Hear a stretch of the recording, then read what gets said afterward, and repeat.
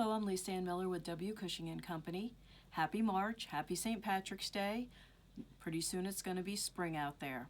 I want to thank Rug Hooking Magazine for this opportunity to come to you today to talk about tools of the trade. Also, don't forget, this is your latest issue of Rug Hooking Magazine. Really nice colors, really nice issues. Kudos to everybody who wrote articles. We're going to talk about tools of the trade.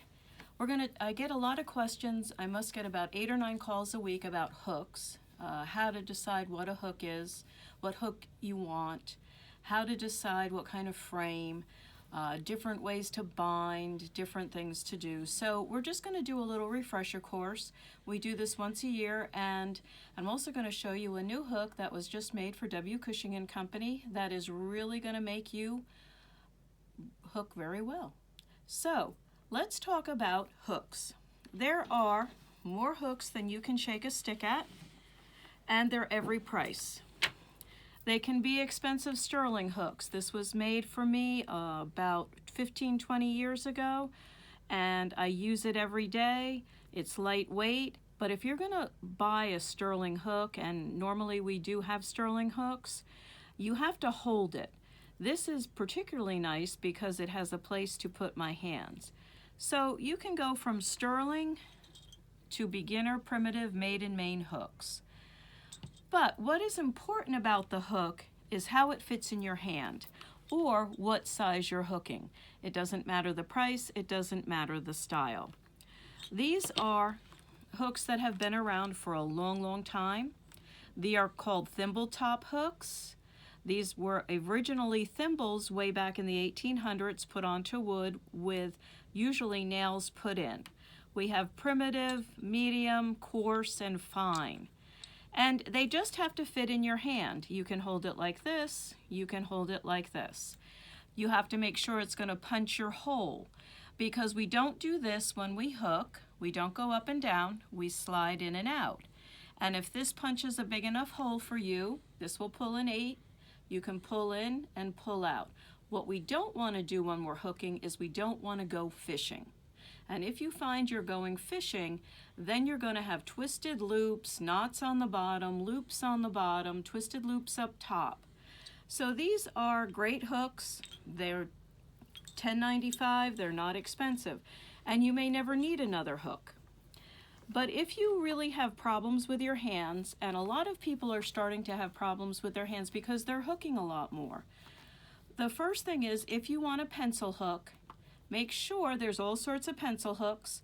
Some have a U, these happen to be pointed, but you see this little indent here? This is for you to put your hand, just like a pencil, to hold like a pencil. And this will allow you to go in and out. So you go down and up, down and up. Also, your hand underneath. When you're going down, your hand should be right underneath that linen. It shouldn't be dropped down here, it shouldn't be over to the side. If you're going through the linen, your fingers to put it on should be right next to the linen. When you start to drop, that's when you start to fish. So if you're looking at pencil hooks, these are lightweight. They have the indent for your fingers. But a lot of times people with pencil hooks have a tendency, like they do with their pencil, to over grip and tighten all this up. If you relax with it, or if you prefer a pencil hook, you like the length to push in, then you'll hook with your pencil hook. But after a few hours, you may just want to change to this hook for 15-20 minutes, hook, and then come back to your normal hook. This relieves the pressure, changes the pressure on the tendons, and then you can continue. And these are in all different sizes. This is a little bit heavier. Make sure if you're getting a pencil hook that they're balanced. And then this you can also proddy with. Okay, it's a heavier hook. This is a very large hook. You can hook hand torns. You can proddy with it. Very nice. It is heavier than the other two. So that's a pencil hook. Now these are our ergo hooks. They're called ergo hooks because your thumb goes there. It's a gentle reminder. And the ergo hook can have a long shaft, a small shaft, and you go in and out. This happens to be a 6 millimeter, and you can come in and out with it. that's a good average size. For those that hook in the smaller cuts, this will also grab your smaller cuts. This is an ergo shorty, so you're not going in, you're just pushing in and out. It's more of a flick, you're in and out. This alleviates any kind of twisting and takes a lot of pressure off your elbow and off your shoulder. So that is called a shorty. This is a pear handle. There's no ergo spot to it. A lot of people like to do that if they have arthritis and they can't grip this way. They can hold on to it. They can push in, push a big hole, and push in and out. Remember, you're going in and out at a diagonal, not like this. And you can push in and out, make a big hole, and take a lot of pressure off. In here, the pear sits right here in the palm of your hands.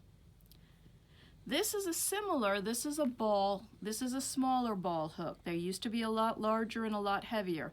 These are lighter weight, they're still very sturdy, but they fit in here, and you can hold it like this and come in and out. You can hold it like this, but really it's meant to fit into here, and then you can go in and out with it. It has a graduated shaft. The graduated shaft allows you for smaller cuts to larger cuts, depending on the size of the hole that you want to put into your linen or what size you're pulling. If you're pulling a 5 and a 6, you can pull up to here. 7, 8, and above, you can pull down here, so how you put that in. But the ball-handled hooks right now are not as heavy as they used to be. They're a lot lighter in your hands, and they do take the pressure off. And then this is a lot thicker of a shaft, and if you put it in here, you can also proddy with it, but you can hook your hand torns with it. And you're not going in, you're not fishing, it's just in and out. The bent hooks. When I first learned how to rug hook in 1976, I had a bent hook. Because I was younger, we were in 6th grade, they felt that you could go in and out. It was more of a flick. You weren't allowed to turn. It allowed you to keep everything straight. So you went in, there's your angle set up for you. So it avoids the fishing. So it was an easier way for younger children or young adults to learn the angle to hook at. And this is a 8 bent hook, but it is graduated. Mine was not graduated, but this is graduated so you can go into here for one size or punch it all the way up. But how you use this is you flick it. It goes in, flick up, and it does make you hook a little bit quicker because you're not concerned about the angle that you're going in. And then this is just a smaller size to go in, and we have them for the finer cuts as well, but they are bent in and they are to do a flick up. And it's great if you use an ergo hook, a regular ergo hook, and you need to switch up, you can switch to the bent, or vice versa. If you use a pencil hook, you can flip into that. So they're the hooks. There's a million different handles, a million different woods. You have to find the right one for you, or right 2 or 3 for you. And that's a very important thing. And now I'm thrilled to announce we're calling these the Lucky Hooks. These hooks are mini pencils. Yes, they are. Here's the regular pencil. Here's what they look like.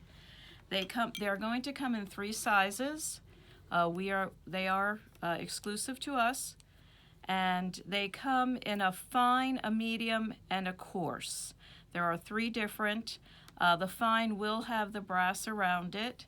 These are the prototypes, and these are for your Arctic Rays, for your specialty yarns, for your sari silks, glitter threads, or when you want to wedge another little bit in. We say these are the lucky hooks because you're lucky if you have one when you need one. And they work really, really well. They're very lightweight. Also, they're a good alternative hook. If you hook with a pencil normally and you need to change up because your hand is cramping, you can go to the smaller version, hook with this for a while, then go back to your regular pencil hook. So we are thrilled with these. I hope you will be as well. The next thing that everybody asks about is a frame, and we're going to go down the other end of the table for the frames. Again, there are thousands of different frames. There are thousands of different styles, but there are some basic elements when you're going to purchase a frame that you need to look for. So let's go down to the end of the table and we'll look at the frames. The main thing about frames, if you're buying gripper frames, you want to make sure the grippers are curved. You don't want the grippers flat on the wood. If they're not curved, then they can't grip the linen around. And if they don't grip the linen around, then they spring loose. So this is a simple movable gripper frame, and it moves this way and it will move this way, and you can tighten it up. It is a lap frame. This is a smaller version of the same thing.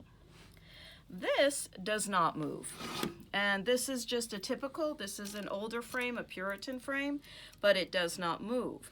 When I learned how to hook, we did not have frames that moved. This was the state-of-the-art frame at the time.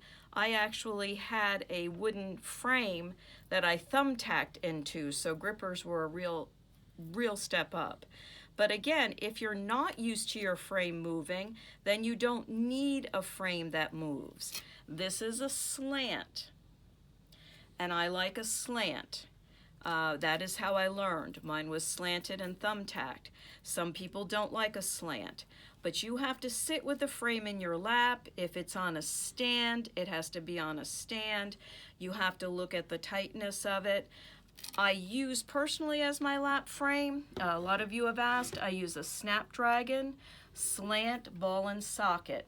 I like the slant. I don't need it to move. I can put it in my lap or I can put it on a frame. But that is what I prefer because I like a really tight grip. But basically what you have to decide is, do you want it to move or do you not want it to move? If it's a gripper, you've got to make sure that the grippers are curved. Anything else that you want, you'll have to look for a particular frame. These are just the generics. Also, if you're going to start traveling again with hooking, then you have to make sure that they can be broken down to ship. This can be broken down and put into ship. So they're the important things. You have to make sure you're not leaning over, that it's not in your lap entirely where you're crowded. You have to make sure your hand can fit underneath. So these are particulars that only you can address after sitting at a frame. Now, there is also a hoop, and this is just a small hoop. These are just small hoops, and they break into a little lap frame. These are great for portable projects, Christmas ornaments, punching, that type of a thing. But they're Morgan locking hoops. And Morgan locking hoops come in all sizes. They come in large sizes. Some people do not like frames at all. They like to have a hoop in their lap. They were taught with a hoop. But the Morgan locking hoop is lightweight and true to its name, it locks and keeps your linen tight. So that's what you have to look at. What's going to keep it tight? And if you're using a hoop, make sure that it keeps it tight. So now we're going to look at some scissors. And there are, again, 1,000 different scissors. We like these scissors because they're offset. These are a little larger. And when you're going to snip your loops, they snip them even. You don't have to worry about it. They're sharp. They work. This is a smaller set of the same thing. They're small. They're portable. They fit in your little tool pouch. They're great. They're sharp pointed. So these are the things that you need to keep. And of course, these would be your fabric scissors. You're not supposed to cut paper with them. And if somebody does, we all know they get into trouble. This, we get a lot of questions. This is a scissor sitter. This is a magnet. There are 2 magnets. This happens to be the bunny. So you have 2 magnets. If you have a pacemaker, it cannot go near the pacemaker. That's how strong it is. And what this does is it sits on your frame, and it depends upon what style you like. We picked the bunny because we're getting close to Easter. So what happens if this is your linen, this is the top, and the magnet goes on the bottom, and this sits on your frame, and it holds your scissors. It will also hold your hook. If it's aluminum, it will not hold the brass hooks. So you're not always chasing your frame, you're not always chasing your scissors, but it would go on your linen. And when I go down to the end in a minute, to show you one or two things, I will put it on my frame. But I wanted to do this before it was on the frame. You can see this. We do have to double wrap them when we ship them. A couple of them ended up on the inside roof of a mail truck. Okay, here is our color scope. This has been a quilter's tool. It looks like a kaleidoscope. But if you want to start color planning your own rugs, or picking colors, or wanting to change what's a predominant color, you lay your selections down, you look through, and as you turn it, you get all different angles, views, different colors become predominant. And when you hit one that's nice to your eye, you write down, well, I want the light green to be predominant, then dark green, then this, then that, and then you can know that that's how you want your wools to look in your rug. It's a very good tool. It allows you to see how colors play together. If one color sticks out, then you know this is not going, that color is not going to work, or it could be an outline or an accent, but you're going to use it maybe like your poison, just a little bit of it. And this lets you see if the colors you picked really work. This is our burling iron. The burling iron is a tool I think a lot of you have used before, but there are many different ways to use it as soon as you can get it out of the package. That's always the key. The burling iron used to not be angled. It used to be straight before I had it remade, and it really didn't fit the bill for rug hooking. So these are pressured like that. They're angled. They're angled almost like little feet. And a lot of us like our loops to be even, or even if we're hooking with yarns, if we're hooking with wool and yarn, and you put this in between the two loops and you pull them even. This way they're always even. You even up the unevenness of the loops. You can go in between the rows, and this allows you to go in the loops and pull up without hurting the wool or shredding the wool. Now, when you flip the tweezers this way and you're underneath your rug and you need to reverse hook, you can pull it out gently and you can reverse hook with it. And when you pull out and reverse hook, you don't hurt the wool strip and you don't hurt the linen. They're easy, they sit in your tool pouch, they're pressured so they spring back and forth, and they're a tool to use. This is a viewfinder. Think of it when somebody knocks on your door and you have a little peephole and you can see all around. You get almost a oval look. And that's what this is. You would look in when you finish your rug, or as you're working on your rug, you look in at your rug. And if there is something drastically wrong, it will stick out. This gives you the view of your rug as if it was hanging. Just say you have your rug hanging, you have it on the back of the couch. You have it over the back of the couch and you're looking at it. You step about 2 feet away, you look through this, and you can say, oh, my door on this house is too red, or my roof is too black, or the snow, there's too much color in the snow, or it's too blue. This gives you almost as if you were looking at it in an art gallery view. It's nice and simple, it's small, it's not cumbersome to take along with you, and it lets you view that rug very professionally. And that's a viewfinder.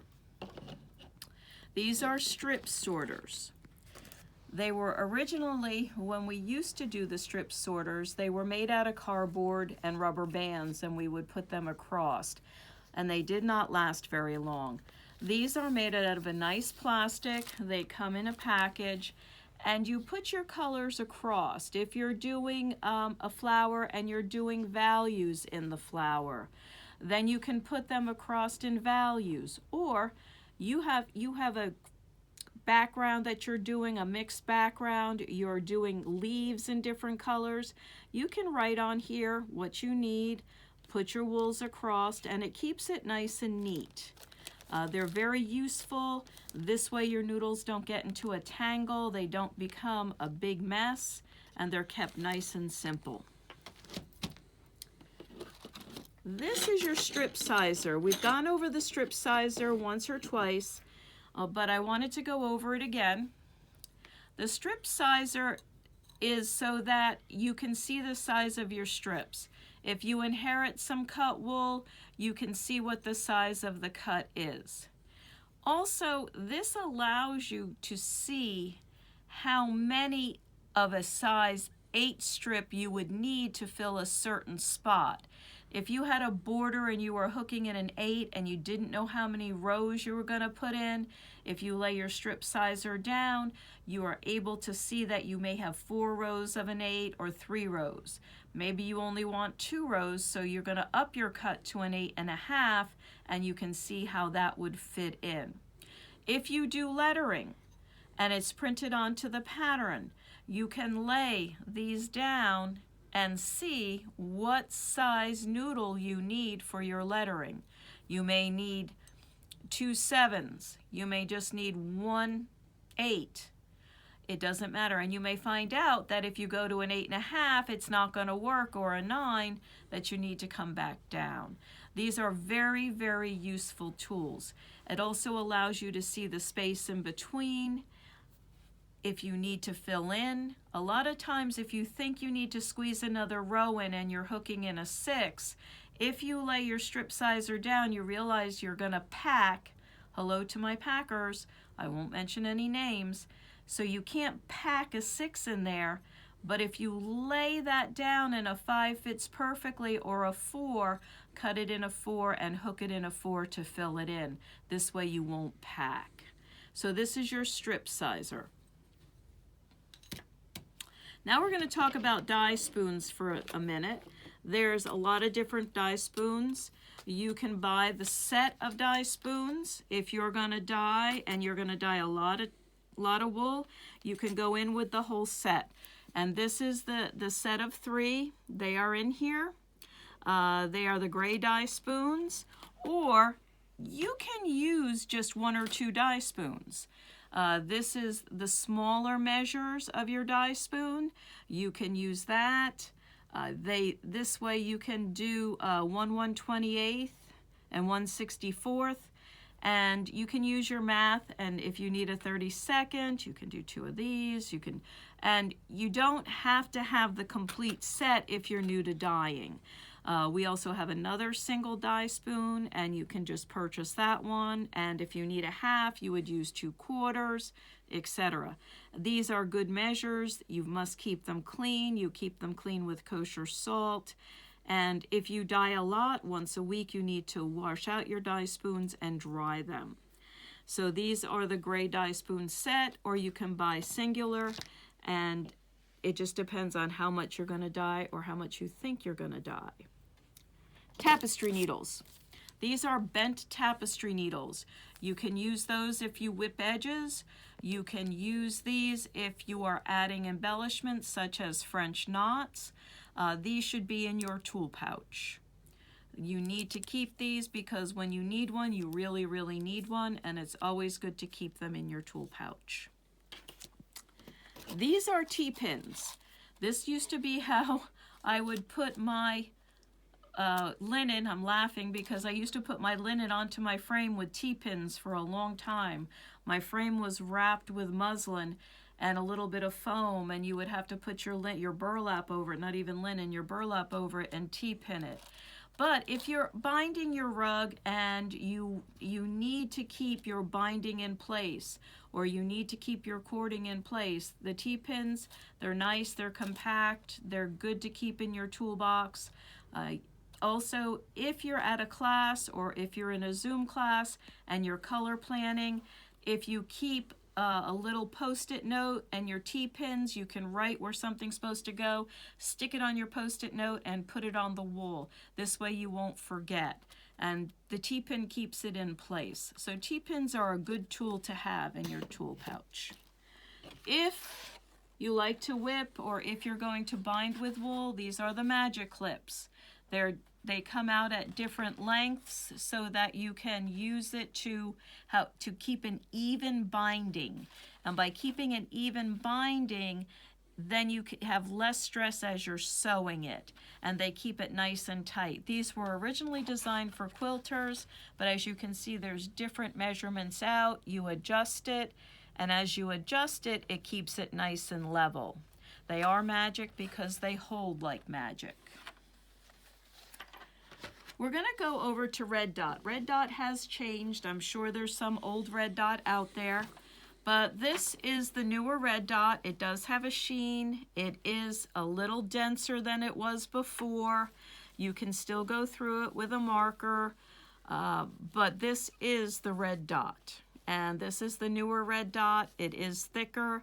A lot of you have asked about that, so it's easier to show it to you than try and explain. Red dot can be used several times, and it is, with it being a little bit thicker, it does last a little bit longer. So this is the new red dot, and for those that have never used this, this is how you would transfer a pattern, one of the many ways you would transfer a pattern. This is the Arctic Rays. They come in all colors. And if you're going to embellish, this goes on last. And when you want to hook it in, you can use one of your smaller hooks to grab it in and hook it in and out of your wool. We got a lot of questions about what a dip spot was. A dip spot happened about because we love dip spots. Everybody likes to get the breadth of the color in one spot. I do as well. But I don't really like to work with a lot of solid wools. I like the motion of a spot dye. So we combined spot dyeing and dip dyeing into one piece. So when you see a dip spot, it is a spot dye. It has a lot of the motion, but it is in the graduation of the color. So you get the in-between colors together, you get the medium values, you get your darker values, and everything blends. There is no solid line, but everything blends beautifully into one piece. And I just love it because you get a lot of motion and you get a lot of graduation of color. And this one is Glacier. We have quite a few dip spots. These are rug labels. These are very simple rug labels. You can get fancy, but you need to put a label on every one of your rugs. Hooked by, pattern name, designed by, hook date, and if you have a teacher. If you don't have a teacher, you can always just cut this off or just put yourself. And you can heat and bond this onto wool and sew it on. You can sew it on the way it is, but please, please, please label your rugs. Because I labeled one of my rugs, after 4 years it was returned to me. It had been taken from my shop. And with the label, with the name and the date, it was returned to me. So labeling is very, very important. Now, this is a very important tool during Zoom, okay? And you might think, well, Lisanne, you've been in COVID too long. Why do you have a Susan Bates knitting needle? Because when you're on Zoom and you want to make a point, you don't have a pointer. This becomes your pointer so everybody can see what you're looking at. So keep a knitting needle by on your Zoom meetings, everybody, and this way you can point to what you're doing. So let's go to some yarns.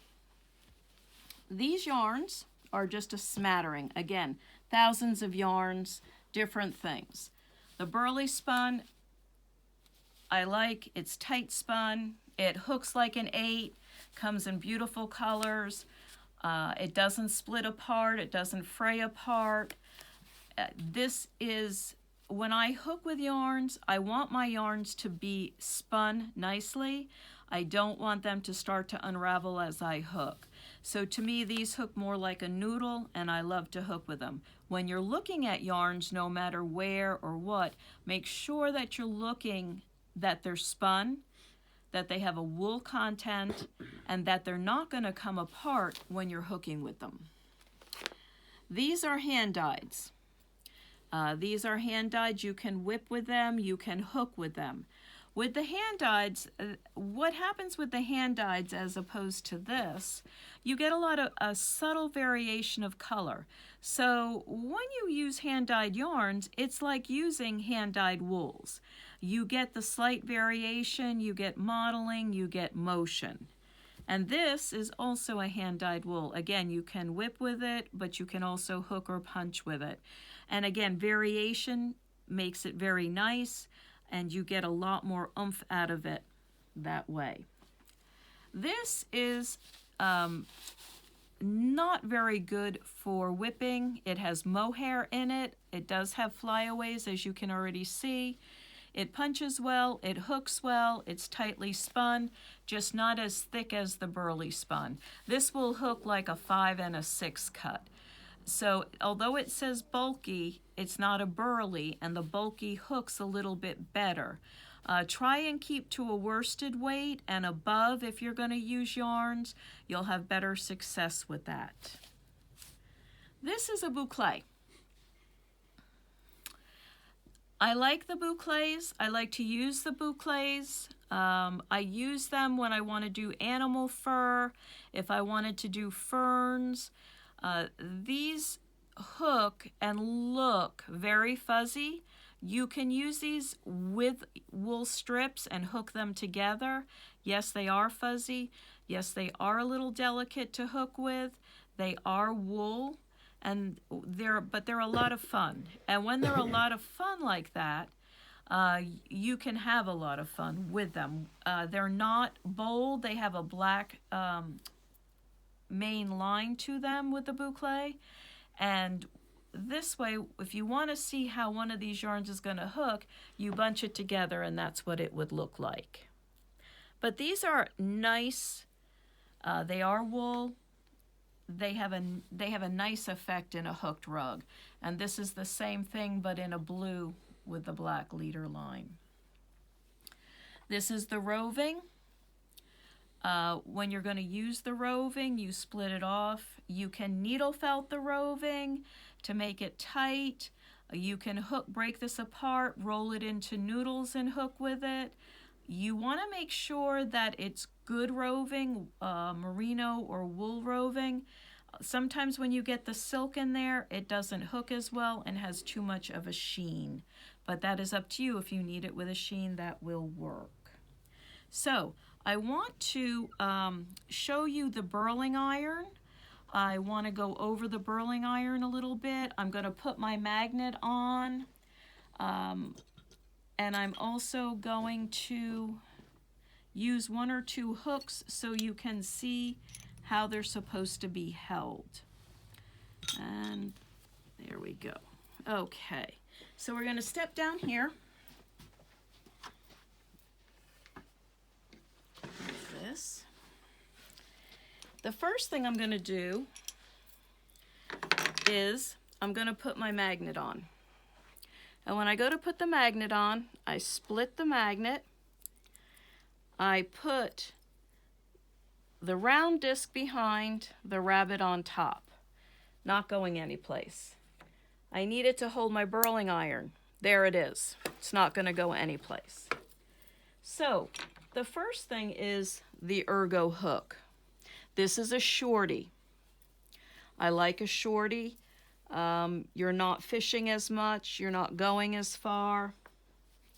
So here we are. I'm going to put it in, and my thumb is here, and I'm punching in and out. And I'm not fishing, but you see I'm only hooking with a size 6. So I'm not going all the way down the shaft. Now for my packers, notice this. I'm sliding down here, punching in, pulling up and over. I'm sliding down my loop, punching up and over. I'm not counting and I'm not filling in every square of the linen. So what I'm doing is I'm sliding down, punching in, coming up and over. I'm setting the distance and the height in one motion. Now when I get down here, I have to turn. My fingers underneath are going to turn this about 160 degrees, and now I'm going to come out this way. So this is the ergo shorty. My bent works a little differently. So for my bent, I'm going to come up to the top so you can see it. My bent, I'm going to come in, pull up like that. And this is all I'm doing. I'm not moving too much. I'm coming in, I'm coming up. Coming in, coming up. It's a fleck motion. I have my thumb on my ergo. I'm on the top of it. I'm not coming aside of it. And I'm moving right along. Now, if I had a thicker piece of wool, just say an 8.5 or a 9, I'd punch it in for a bigger hole. Or if you feel like you're struggling and you need a bigger hole till you get your rhythm with this, then you come in and you punch a bigger hole. Again, look, I'm sliding down, pulling up and over. Just like that. Okay. When you want to put in something or fish something in, see this in here? There's a little space in between. My packers will want to fill that in. But if you think you need to fill it in, you come in here with your thinner hook and you come in and you pull up. You come in and you pull up just like that. I got one more to pull up and there you are. Now that is packed, just so you know. But when you want to switch out, notice how I have this right in here. It fits right in. And I'm just coming in and out with it like that. And it's a nice switch. If I was using an Arctic Ray, I would use this as well. Now, let's talk about our burling iron. Here's our burling iron. So I need to even these two loops out. I'm going to push them in the middle and I'm going to even them out. I'm going to push them in the two loops and pull them up. Same thing here. Pull it up.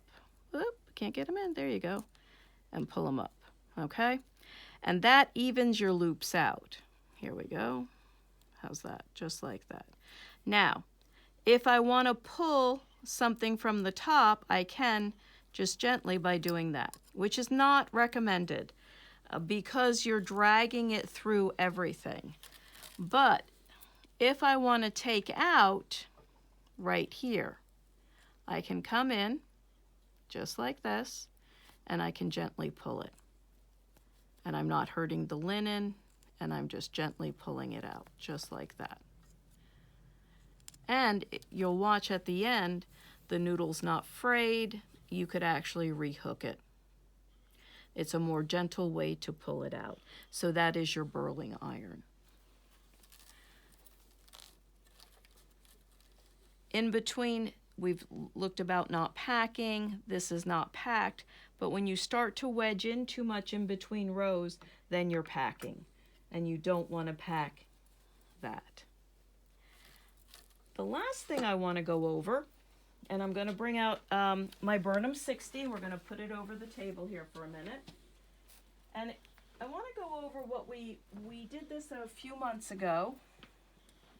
And I just want to reiterate, since we're recapping a lot of things, I want to reiterate what we went over with roses.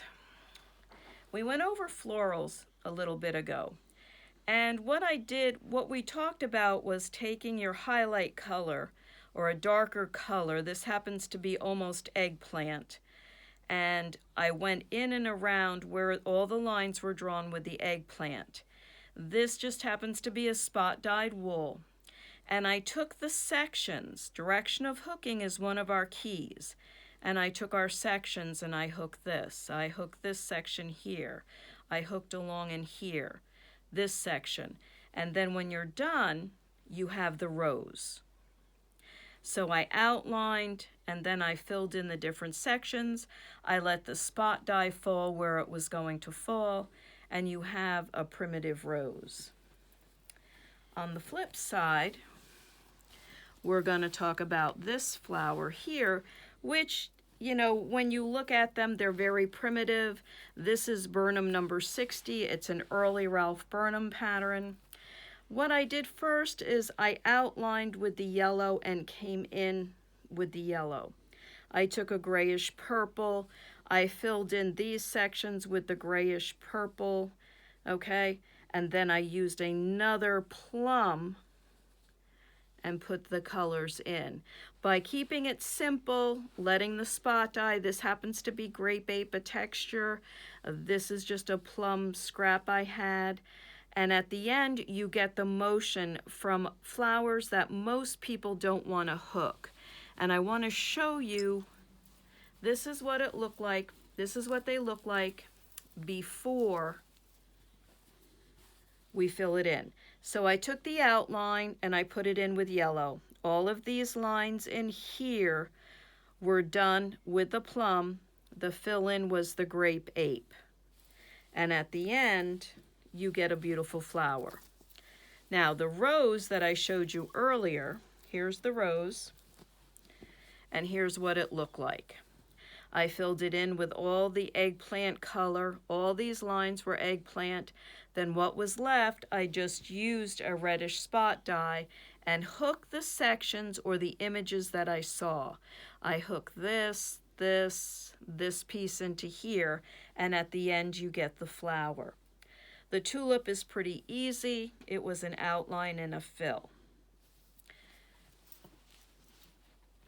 To go back to this is what it looks like hooked. And this is what it looks like drawn. So this is what it looks like on the linen. And then this is what it looks like hooked. So you can't, I know this looks kind of like a rutabaga, but when you get done with it, you do get a flower. Direction of hooking for the background, several of you have asked. They are puzzle pieces. You can see how I break them up. I will outline around 1 or 2 rows, and then I break it up into puzzle pieces so that the texture has motion. I just wanted to cover that because we had talked about the roses, we had talked about pairing them up, and now you get to see them actually hooked. So I look forward to seeing everybody next month. Hopefully the weather will be warmer. And we're going to be in the dye kitchen next month. We're actually going to be doing sprinkle wool. The wool that all the hooks were on, which is called Fields of Flowers. That's what you're going to learn how to dye next month. So be well, everybody. Be safe, and I'll see you again next month. Bye.